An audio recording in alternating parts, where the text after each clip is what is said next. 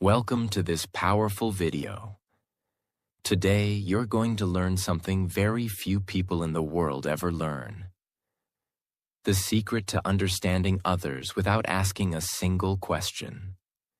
To see their emotions before they say a word. To know when someone is lying, just by watching how they move, speak, or avoid your eyes. This is the ability to read people like a book. And it's not magic. It's not manipulation. It's not guessing. It's psychology. It's observation. And it's one of the most powerful skills a human being can ever develop. This video is based on the international bestseller, Read People Like a Book by Patrick King, and it will completely change how you see people. In fact, once you finish this video, you won't look at your boss, your friend, your partner, your family, or even strangers on the street the same way again. Because their true thoughts, their emotions, their intentions, you'll finally be able to see them clearly. Most people walk through life blind. They hear words and believe them. They ignore body language. They miss the clues. They get lied to, used, manipulated, rejected. They say, but he said he loved me. They say, she said everything was fine. But what if you could see what's behind the words? What if you could catch the signals? What if you could tell with quiet confidence? He's nervous. She's hiding something. They're not telling the whole truth. This person's insecure but pretending to be strong. That one is real. That one is honest. Wouldn't that change everything? That's the power of this book, and that's what you'll learn today. In this video, you'll learn how to read people's body language, how to spot openness, defensiveness, suspicion, nervousness, confidence, how to detect lies instantly, how to understand someone's real emotion, even when they're trying to hide it. How to develop the most underrated superpower on Earth, observation. And remember this video is not just about psychology. It will also improve your English. You'll hear clear, real examples. You'll understand emotional vocabulary. You'll learn how to describe behavior in English, like a professional. So whether you want to become a better communicator, a better listener, a better partner, or just someone who's harder to fool, stay with me, because we're just getting started. Now let's begin your transformation. Chapter 1. Words lie, but behavior doesn't. Let's begin with the first and most important truth of this entire book. People can lie with words, but they can't lie with behavior. We live in a world where people are trained to say the right thing even when they don't mean it. They say, I'm fine, but they're not. They say, I trust you, but their arms are crossed and their face is tight. They say, this deal is great for you, but they're avoiding eye contact, checking their phone, leaning away. Words are a tool, and tools can be used to hide the truth. But behavior? Posture, eyes, tone, space, timing, movement. These are hard to fake because they come from the subconscious mind. They're automatic. And that's why learning to read behavior is 100 times more powerful than memorizing phrases. Imagine this. A manager is sitting in a meeting. He says to his team member, don't worry, your job is completely safe. He's smiling, but his body is rigid. His feet are pointed toward the door. His shoulders are tight. He's not blinking. He says, completely safe, but his tone is flat and cold. Your ears hear, you're safe. But your eyes, your instincts, they whisper, he's already decided to fire you. This is the difference between people who get blindsided in life and people who see the truth before it explodes. Here's the science. Your words come from your thinking brain, prefrontal cortex. You control them. But your body language, voice tone, facial reactions come from your emotional brain, limbic system. You don't control them. That's why someone can say, "I'm not mad," but their jaw is clenched, voice is sharp, and their body is stiff. You must learn to trust the body more than the mouth. If you're just starting, here's what to observe. First, arms. Crossed equals protection. Open equals comfort. Feet. Pointing away equals want to escape. Shoulders. Tight equals tension or lying. Eye contact. Too much equals forced. Too little equals hiding something. Speech speed. Fast equals anxiety. Slow equals control or thinking. Tone. High equals uncertainty. Low and calm equals confidence. Watch how the body and words match, or don't match. If someone says, "I love it here," but their body is stiff, they're not smiling, and they're fidgeting. That's not truth. That's performance. Once you understand that people are constantly communicating with their body, the world opens up. You'll see who's insecure in a job interview. You'll sense who's hiding fear on a date. You'll catch lies before they grow into betrayal. You'll feel powerful in silence, because while others talk, you'll be watching. And trust me, those who observe own the room. Words are easy to fake. Behavior is hard to hide. If you want to read people like a book, stop listening so much and start watching. Chapter 2. First impressions are silent, but loud. Let's be honest. Most people don't even know how fast their brain judges someone. It happens in less than 7 seconds, sometimes in less than 1 second. And once that impression is made, it's very hard to change. That's why this chapter is about your first superpower, the ability to see beyond first impressions and control the first impression you give too. Your brain is wired for survival. When you meet someone for the first time, your mind instantly asks, "Is this person safe? Can I trust them? Are they a threat, or can I relax? Do they like me, or are they judging me?" And guess what? They're thinking the same about you. This judgment happens before a word is spoken, and it's based on posture, facial expression, eye movement, clothing, energy, body movement, how they enter the room. If you want to read people like a book, train your eye to observe these fast signals in the first moments. Openness versus defensiveness. Open posture equals arms relaxed, palms visible, shoulders down. Defensive posture equals arms crossed, one shoulder raised, hands hidden. Example. A girl walks into a party with her arms behind her back, chest forward and head high. She looks around confidently. Her energy says, "I'm open. I'm not afraid." Another person enters with hunched shoulders, arms folded tightly, and fast steps toward the corner of the room. Their body says, "I don't want to be seen." You didn't need to hear a word. You already read them. Facial expression plus eye behavior. Warm eye contact plus small smile equals friendly, safe. Staring with no emotion equals dominance, suspicion.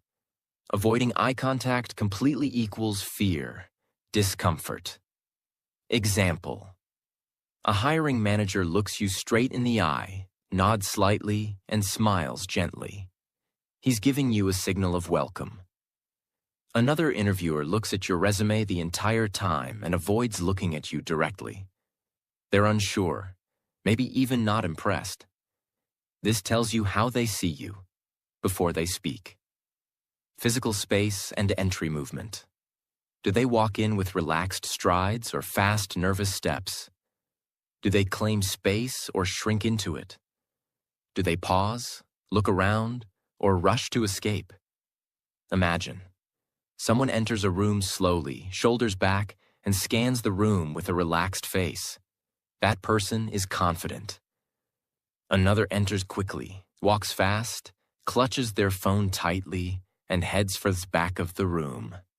That's anxiety trying to disappear. Once you learn to read first impressions, you'll understand people's inner states without asking. You'll detect insecurity hiding behind fake confidence. You'll see when someone's pretending to be happy but is actually broken inside. You'll stop being manipulated by charm, performance, or forced smiles. Because now you don't just look at someone. You read them. First impressions happen fast and reveal a lot. Don't just hear how someone introduces themselves. Watch how they arrive, because their energy speaks louder than their words. Now let's go deeper. What if you could make accurate judgments in just 2 seconds based on tiny, subtle behaviors? That's the next level. And that's what Chapter 3 is about. Chapter 3. Thin Slicing. How to read people instantly. This is where the book becomes truly mind-blowing. There's a concept in psychology called thin slicing. It means making fast, accurate decisions based on very small slices of information. In other words, reading someone within seconds of meeting them, based on a single gesture, a single tone, a single look, a micro-reaction on their face, or even the way they answer one simple question. Your brain has been learning for years, watching, observing, absorbing patterns. You can now make incredibly fast decisions about someone's honesty, confidence, nervousness, threat level, interest or boredom, insecurity or dominance, all without conscious thought, but only if you train yourself to trust what you see and interpret it correctly. Job interview. Example, you ask the candidate, "Tell me about a time you failed." Candidate A pauses too long, looks to the left, says, "I'm not sure. I've never really failed." Fake smile, voice high-pitched. Candidate B smiles slightly, nods thoughtfully, says, "Yeah, in my first job, I missed a deadline because I was afraid to ask for help." Who's more trustworthy? Even though it was one question, the first person revealed defensiveness, insecurity, possibly dishonesty, all within 10 seconds. Relationship example.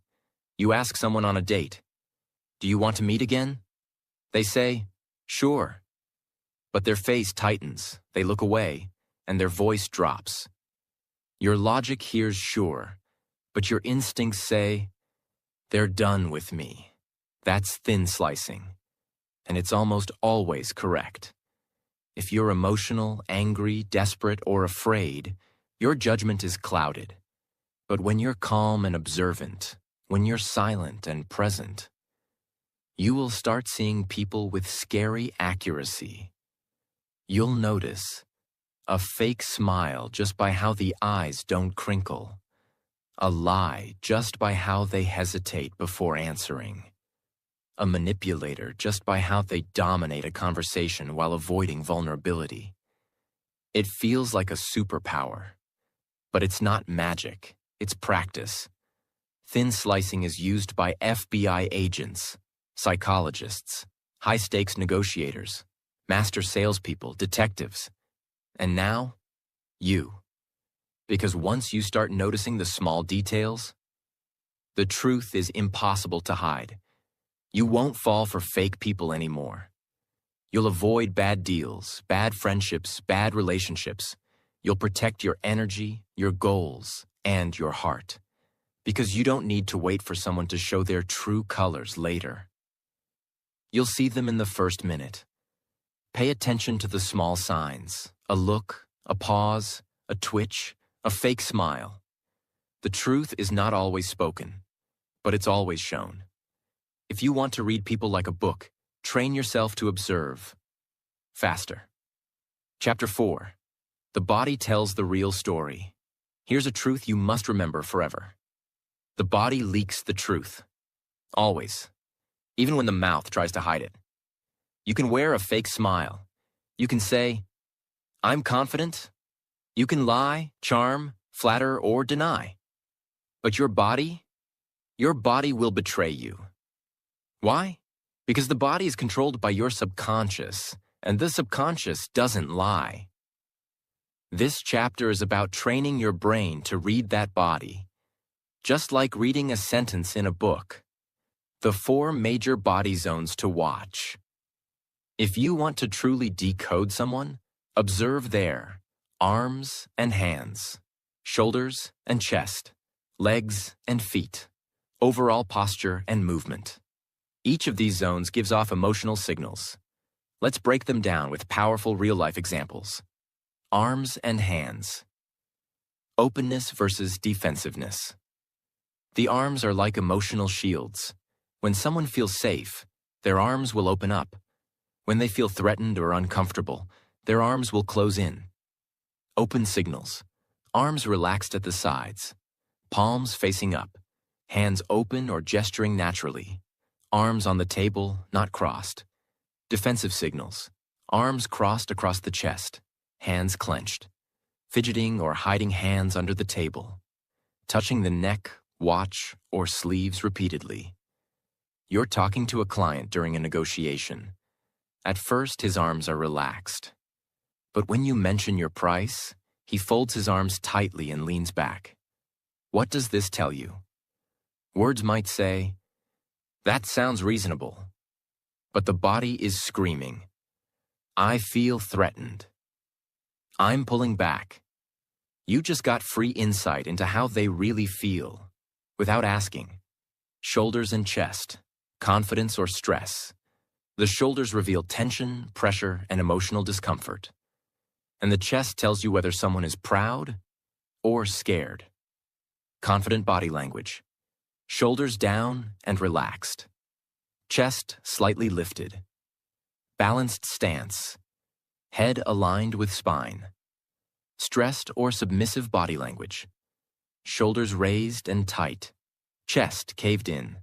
Head tilted downward or tucked in. You're interviewing 2 job candidates. Candidate A walks in, sits straight, shoulders back, hands on the table, relaxed smile. Candidate B walks in hunched, arms folded, shoulders high, and head slightly down. Even before they speak, your brain whispers, "Greater than candidate A owns the room. Candidate B is afraid of it." Legs and feet, where they want to go. This is one of the most ignored parts of body language, but also one of the most honest. Here's why. People can control their words. They try to control their face, but they almost never think about their feet. Foot signals. Feet pointed directly at you equals engaged. 1 foot pointed toward the door equals wants to leave. Shifting from foot to foot equals discomfort or nervousness. Legs crossed away from you equals emotional distance. Legs crossed toward you equals emotional openness. Imagine, you're on a first date. They're smiling, laughing, talking, but 1 foot is pointed sideways. They shift in their seat often. They keep glancing toward the entrance. What's happening? They're physically present, but mentally. They're planning their exit, and you just read the truth with your eyes. Overall posture. The energy they carry. Posture tells you what someone believes about themselves. Powerful posture. Upright, aligned spine. Shoulders relaxed. Head level, not tilted. Taking space confidently. Weak or submissive posture. Slouching. Neck pulled in. Shoulders collapsed. Body shrinking into itself. Example. You're at a group meeting. One person is sitting back, arms on chair, looking relaxed. Another is hunched over, biting a pen, scribbling nervously. Who do you listen to more? Even before they talk, the posture speaks. One feels in control. The other feels small. The body is a book, and every movement is a sentence. The arms speak protection or welcome. The shoulders tell you who's relaxed or stressed. The feet tell you who wants to be here and who doesn't. And posture tells you whether someone believes in themselves or wants to disappear. Start watching, because behavior is never silent. Chapter 5.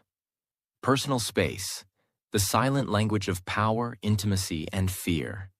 Now that you understand how the body reveals the truth, let's talk about distance, because how close or far someone stands from you is not random. It's psychological, and it tells you exactly how they feel about themselves, you, the situation.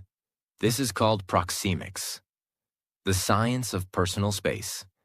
And it's one of the most accurate indicators of trust, fear, comfort, power, and dominance. According to psychology, there are 4 major zones. 1. Intimate space, 0 to 18 inches, used only for romantic partners, close family, lovers. If someone enters this space without permission, it causes discomfort or fear. 2. Personal space, 1.5 to 4 feet, used for friends, close colleagues. This is the most comfortable space for deep, real conversations. 3. Social space, 4 to 12 feet, used for acquaintances, formal events, strangers. Safe, neutral, watch for how long someone stays here before moving closer. 4. Public space, 12 plus feet, used for speeches, strangers, conflict zones. Distance equals separation, emotional or physical. What their distance says. Someone standing too close too soon equals aggressive, controlling, or lacking awareness. Someone standing too far for too long equals distant, unsure, emotionally closed. Someone slowly closing the gap equals building trust. Someone suddenly stepping back equals discomfort, fear, emotional shutdown. For example, you're meeting a new business partner. They greet you warmly but stay 3 to 4 feet away, neutral, respectful. As the meeting progresses, they slowly lean in, joke, and even tap your arm lightly. They've shifted from social space to personal space. This means trust is increasing. But if you say something challenging and they step back immediately or cross their arms, you just triggered fear or resistance, and they're creating emotional distance too. Warning: violating personal space equals emotional damage. Ever had someone stand too close too fast? It feels like they're attacking your energy. It doesn't matter if they're smiling. Your brain screams, greater than back off. You're not welcome here yet. This is why reading space is just as important as reading words. Distance is not just physical. It's emotional. When someone moves closer, they're opening up. When someone steps away, they're protecting themselves. You don't need to ask, do they trust me? Just watch the space between you. Chapter 6. The eyes. The mirror to the mind. There's a reason people say, look me in the eye. Because the eyes are the only part of the body that can't lie for long. You can fake a smile. You can say kind words. You can even pretend to laugh. But your eyes will always reveal your true emotions. This chapter will teach you how to read eye contact the right way, understand eye movement and blinking, spot lies, attraction, fear, confidence, and shame just by observing the eyes. Let's start with the basics. Eye contact, connection or control. Eye contact is one of the most misunderstood things in communication. Some people think more eye contact equals more honesty, but that's not always true. Here's the truth. Too little eye contact often means fear, lying, insecurity, shyness, guilt. Too much eye contact can mean trying too hard, hiding something, dominance, manipulation. Natural eye contact means relaxed confidence, openness, truth.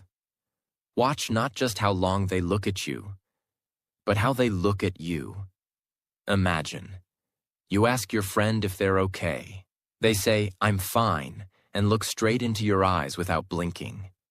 It looks intense, almost forced. You feel something's off.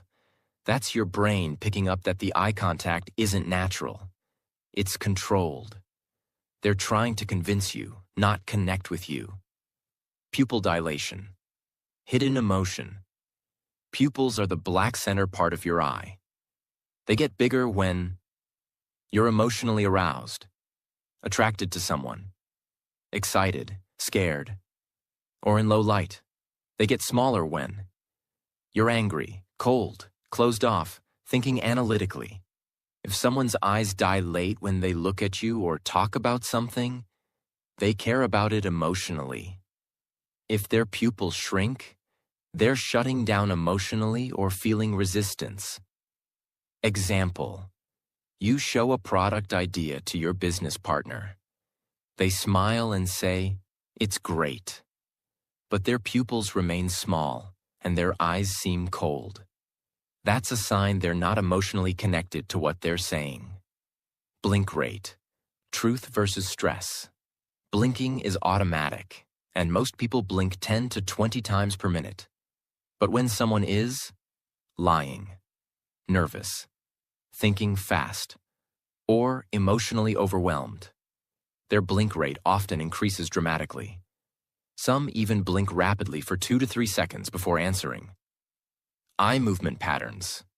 When people look up and to the left, they're remembering. Up and to the right, they're constructing or imagining. Down, they're feeling emotional or guilty. Sideways, they're distracted or escaping mentally. So if someone looks up and right when telling you a story, they may be making it up.